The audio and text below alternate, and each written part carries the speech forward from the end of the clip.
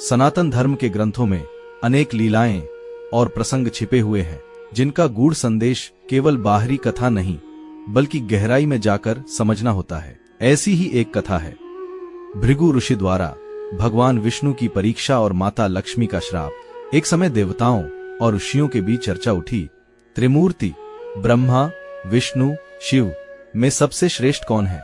देवताओं ने यह निर्णय भृगु ऋषि को सौंपा कि वे जाकर स्वयं परखें और सत्य का उद्घाटन करें। सबसे पहले भृगु ऋषि ब्रह्मा जी के धाम पहुंचे। ब्रह्मा जी वेदों के आचार्य और सृष्टि के कर्ता हैं, परंतु वे भृगु को देखकर यथोचित आदर सत्कार न कर सके। भृगु जी यह देखकर नाराज हुए और वहां से चले गए। इसके बाद भृगु कैलाश गए। भगवान शंकर ने उनका स्वागत किया, परंतु उनकी लीला में भृगु को कुछ ऐसा लगा मानो उन्हें सम्मान न मिला हो। इससे भी वे प्रसन्न न हुए और वहां से भी लौट गए। भृगु का विष्णु धाम पहुंचना। अंत में भृगु ऋषि वैकुंठ धाम पहुंचे। वहां का दृश्य अद्भुत था। भगवान विष्णु शेषनाग की शैया पर विश्राम कर रहे थे। माता लक्ष्मी स्वयं उनके चरणों की सेवा कर रही थी। चारों ओर वैकुंठ का वैभव और माधुर्य फैला हुआ था। भृगु ने सोचा, देखें विष्णु का धैर्य और सहनशीलता कितनी है। अचानक उन्होंने भगवान विष्णु की छाती पर अपने पैर से प्रहार कर दिया।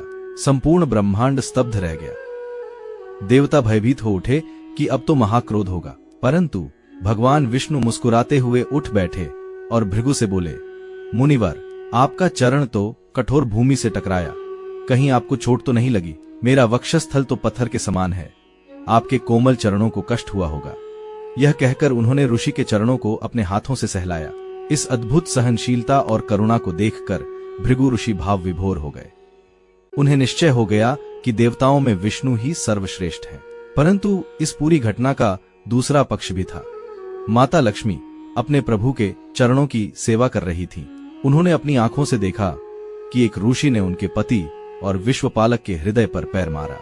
यह केवल विष्णु का ही नहीं बल्कि लक्ष्मी का भी अपमान था, क्योंकि वे स्वयं भगवान के वक्षस्थल में वास करती हैं।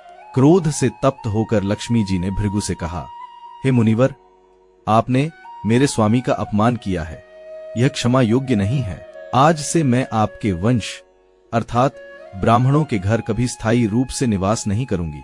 लक्ष्मी जी ने स्पष्ट कहा, ब्राह्मण ज्ञान में महान रहेंगे, वेद पुराण के अधिकारी होंगे, परंतु उनके पास धन स्थायी रूप से नहीं रहेगा।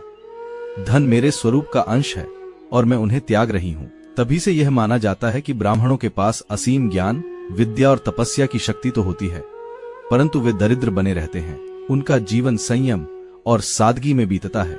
यह प्रसंग हमें बताता है कि ज्ञान और तप ही ब्राह्मण की वास्तविक धरोहर है, न कि धन। माता लक्ष्मी धन के साथ साथ सम्मान और शील की अधिष्ठात्री हैं। जहां अपमान, क्रोध या अहंकार होगा, वहां लक्ष्मी नहीं टिकती। इस कथा का संदेश है, ब्राह्मण को अपनी शक्ति विद्या और धर्म में ही देखनी चाहिए, न कि धन में। और हमें यह भी समझना चाहिए कि धन तभी स्थायी रहता है जब उसके साथ सम्मान, सेवा और संतुलन हो। जय श्री हरि।